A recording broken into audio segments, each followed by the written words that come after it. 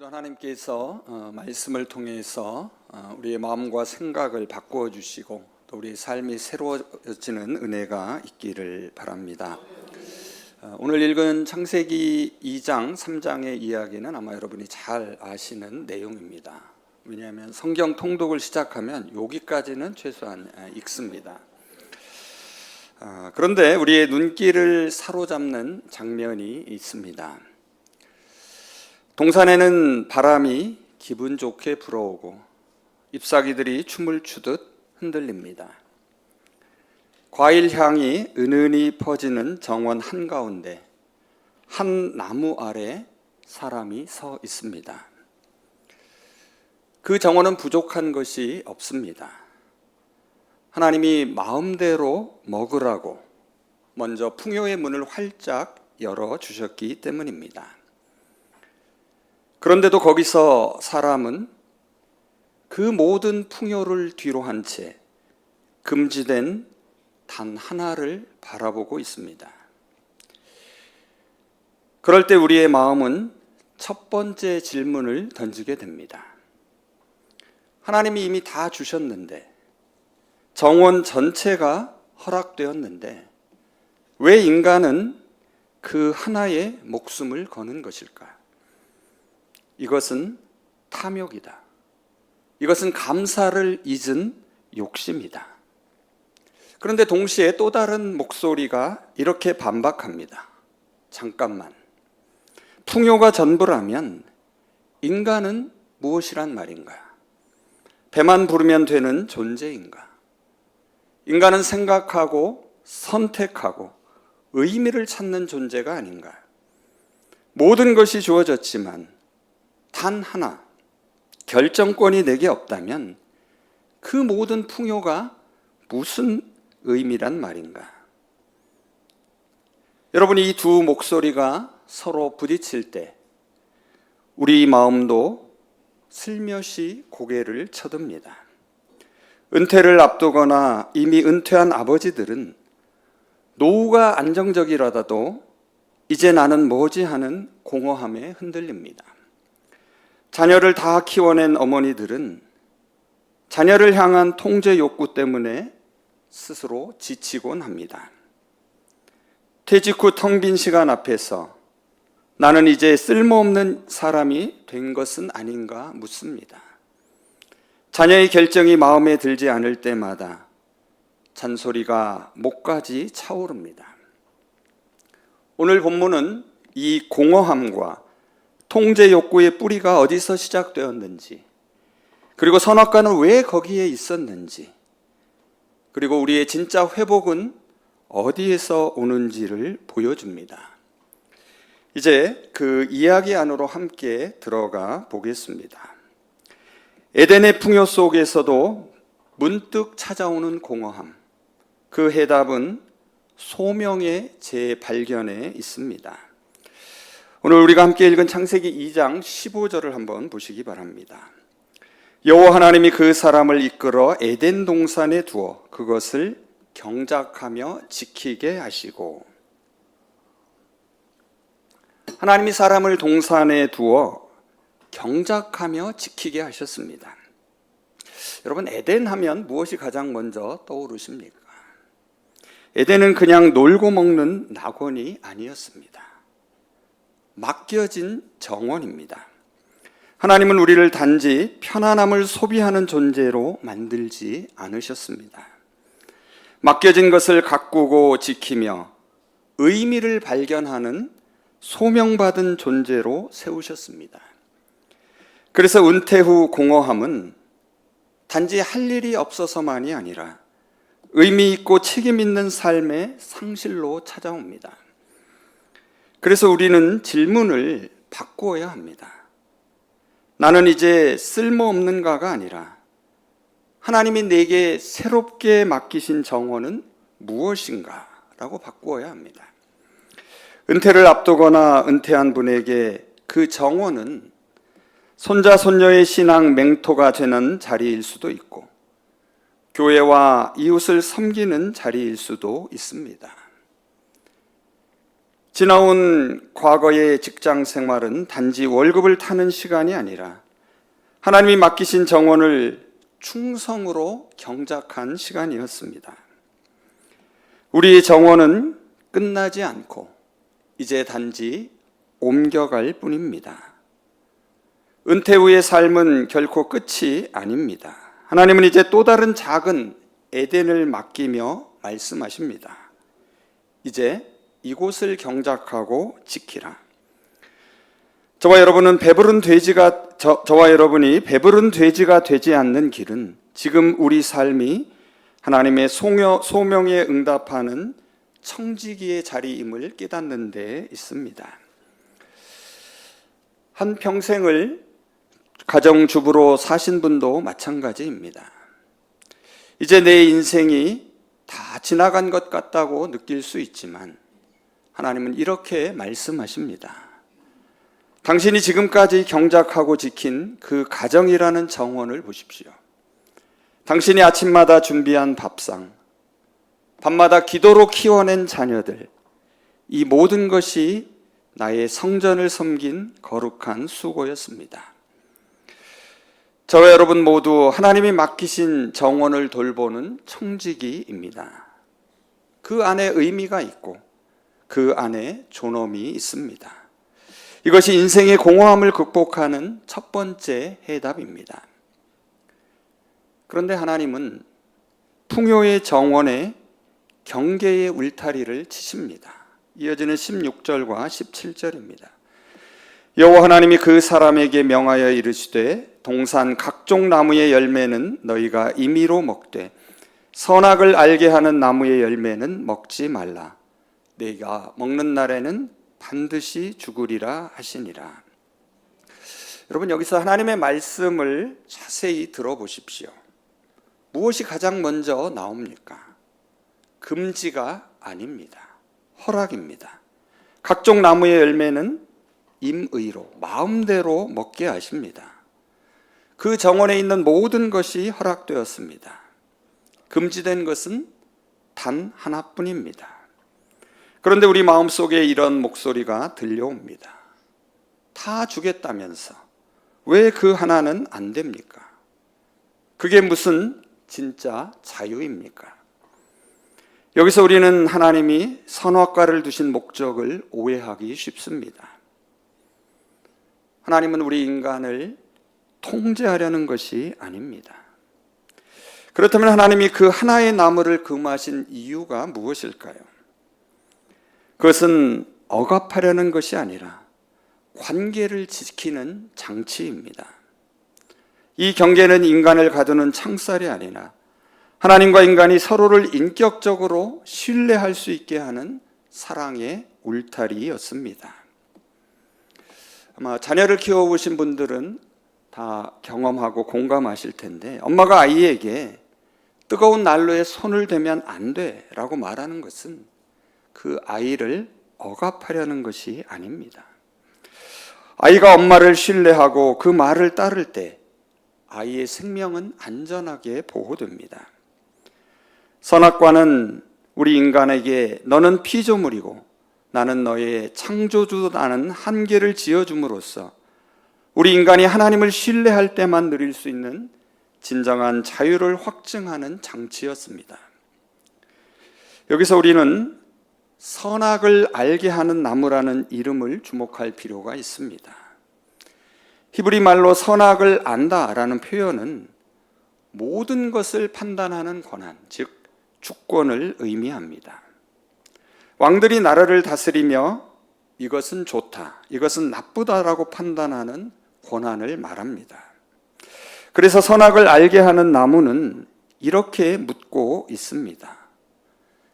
내 자신이 주인이 될 것인가? 아니면 하나님을 주인으로 신뢰할 것인가?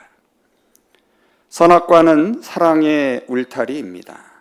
부모가 아이에게 차도로 뛰어가면 안 돼 라고 말하는 이유는 아이를 통제하려는 것이 아니라 그 생명을 지키려는 것입니다. 그 경계 안에서 아이는 자유롭게 뛰놀 수 있습니다. 하나님의 경계도 그러합니다. 그 안에서 우리는 진정으로 자유롭습니다. 그런데 이제 3장의 문이 열리면서 한 목소리가 그 정원에 침투합니다. 3장 1절입니다. 뱀이 여자에게 물어 이르되 하나님이 참으로 너희에게 동산 모든 나무의 열매를 먹지 말라 하시더냐. 여러분, 누구나 자유를 갈망합니다. 내가 내 삶의 주인으로서 통제하고 싶어 합니다. 뱀은 교묘하게 이 마음을 비집고 들어옵니다. 하나님은 분명히 각종 나무는 마음대로 먹되 단 하나의 나무만을 금지하셨습니다. 앞서도 살펴본 것처럼 허락이 압도적이었습니다. 그런데 뱀은 하나님의 말씀을 왜곡하기 시작합니다. 모든 나무를 먹지 말라고 하지 않았어. 초점을 풍요에서 금지로 옮겨버립니다. 이것이 유혹의 첫 번째 전략입니다. 전에도 말씀드렸지만 마치 커다란 백지가 있는데 그 백지 한가운데 작은 까만 점 하나를 보게 하는 것과 같습니다. 결국 감사를 잊게 만드는 것입니다. 그리고 여자가 조금 흔들리자 뱀은 한 발 더 나아갑니다. 뱀이 여자에게 이르되 너희가 결코 죽지 아니하리라. 너희가 그것을 먹는 날에는 너희 눈이 밝아져 하나님과 같이 되어 선악을 알 줄 하나님이 아심이라. 무슨 말입니까?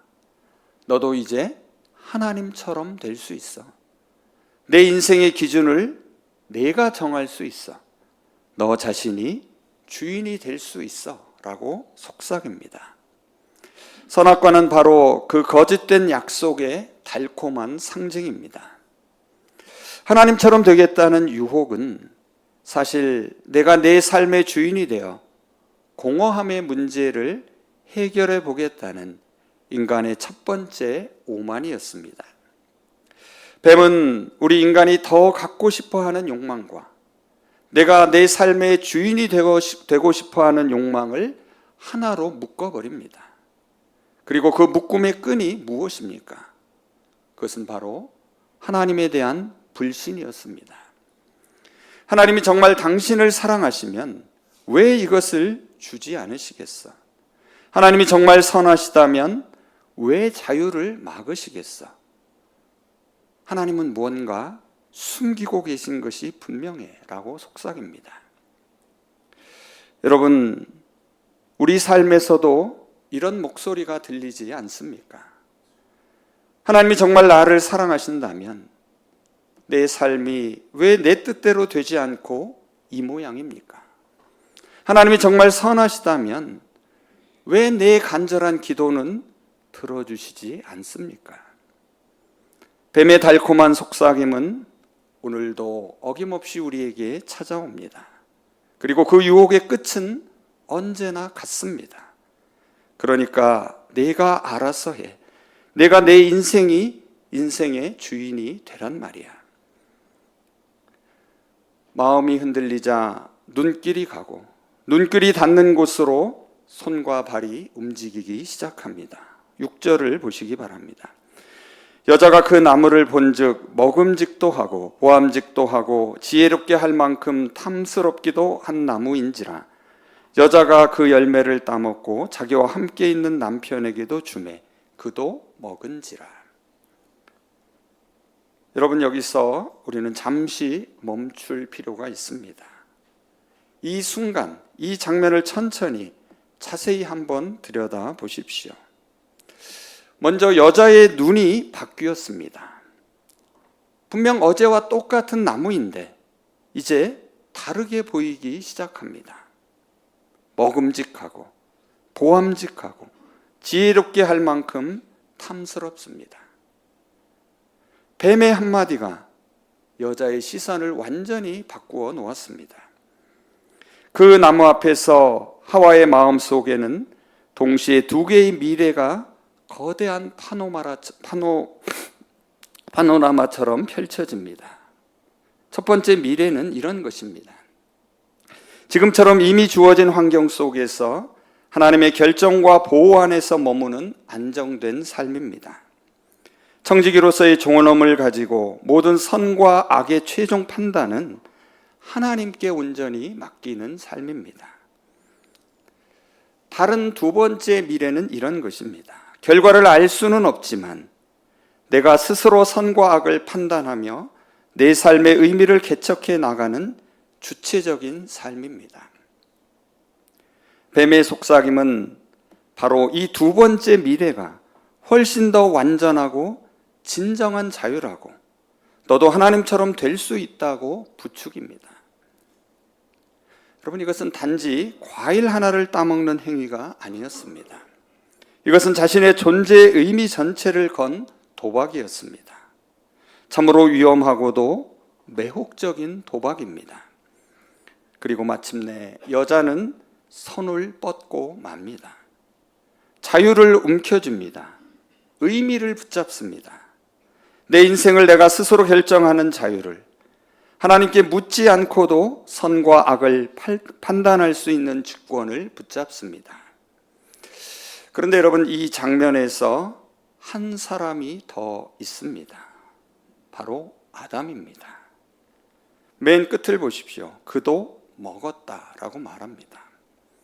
바로 그 옆에서 침묵하던 아담은 단순한 방관자가 아닙니다. 앞선 2장을 보면 그는 하나님께 직접 에덴을 지키라는 명령을 가장 먼저 받은 청지기입니다.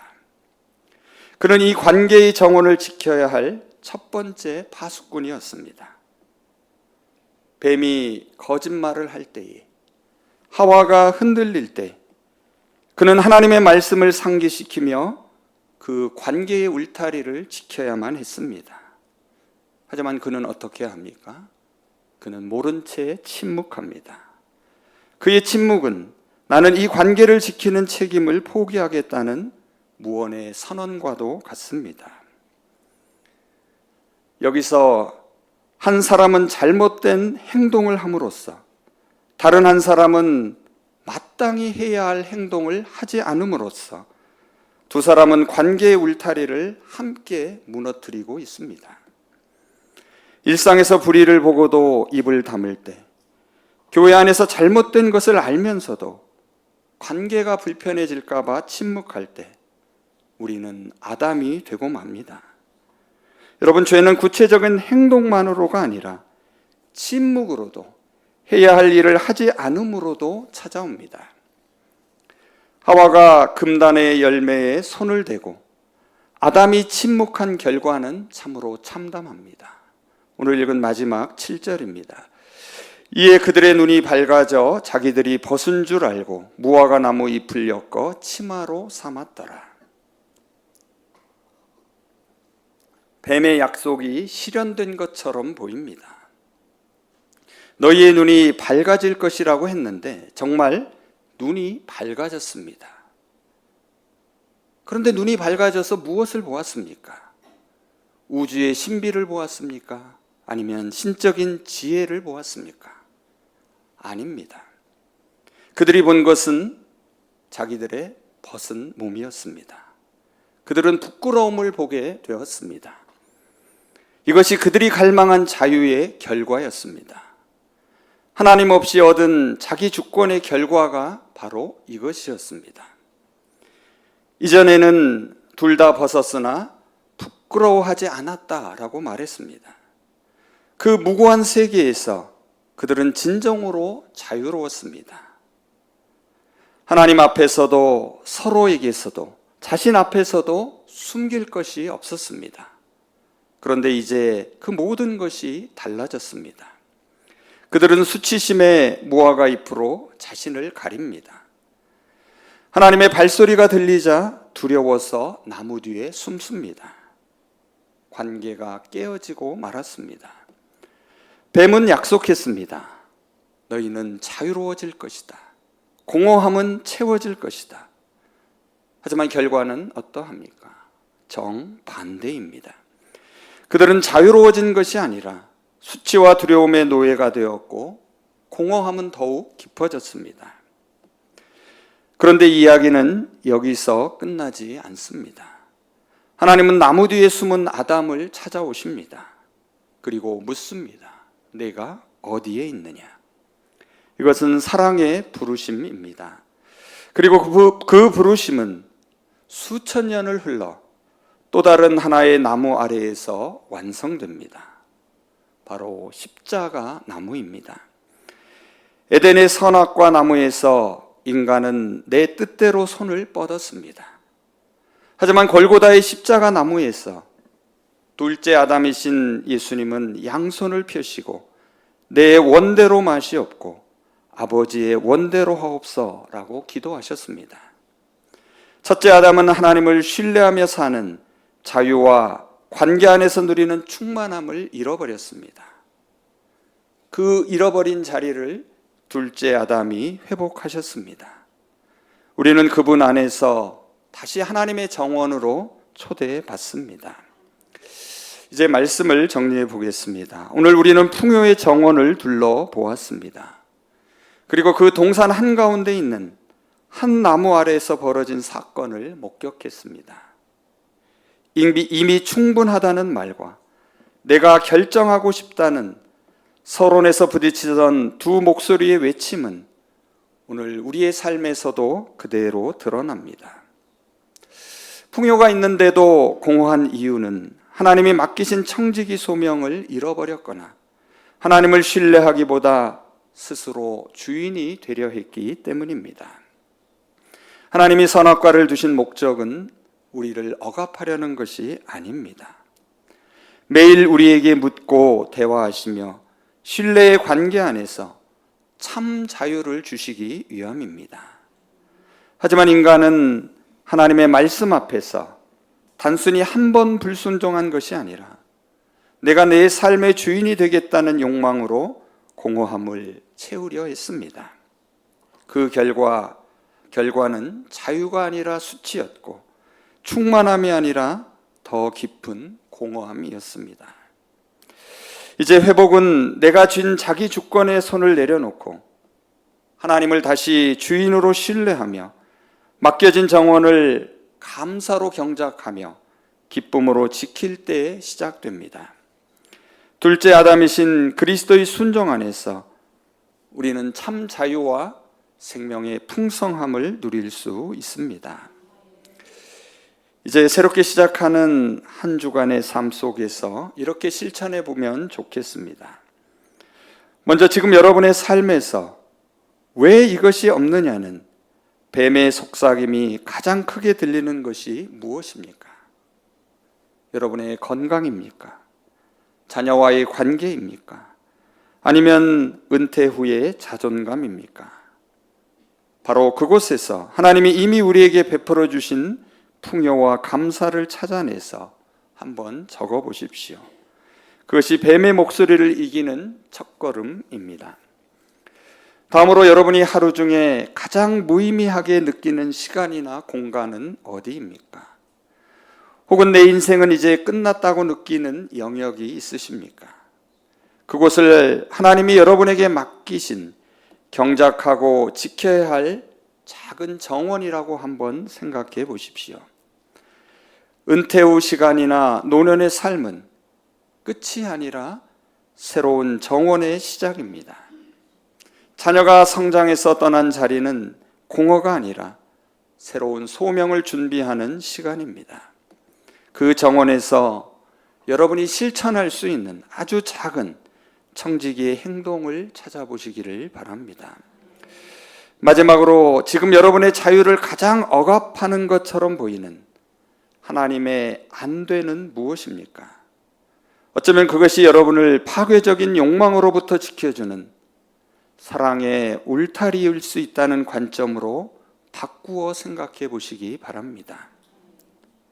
자녀에게 모든 것을 쏟아내고 싶은 마음, 그것을 하나님께 맡기는 것이 진짜 자유일 수 있습니다. 그리고 그 울타리 안에서 여러분이 새롭게 누릴 수 있는 참된 자유는 무엇일지 한번 조용히 생각해 보시기 바랍니다. 여러분, 우리의 이야기는 에덴에서 끝나지 않았습니다. 첫째 아담이 선악과 나무 아래서 내 뜻대로 욕망의 손을 뻗쳤던 그 자리에서 둘째 아담이신 예수님은 십자가 나무 위에서 아버지의 원대로라고 순종의 기도를 드리셨습니다. 십자가 나무 위에서 그분은 우리의 수치와 두려움을 짊어지셨고 우리를 다시 하나님의 관계 안으로 초대하셨습니다. 우리의 욕망이 하나님에 대한 신뢰를 흔들 때 하나님은 십자가 나무 위에서 우리의 흔들림을 멈추게 하셨습니다.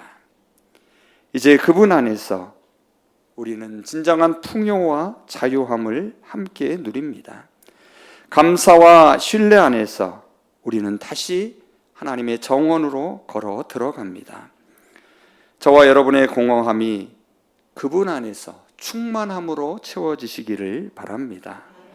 우리의 자유를 향한 갈망이 그분의 순종 안에서 온전히 이루어지기를 소망합니다. 기도하겠습니다.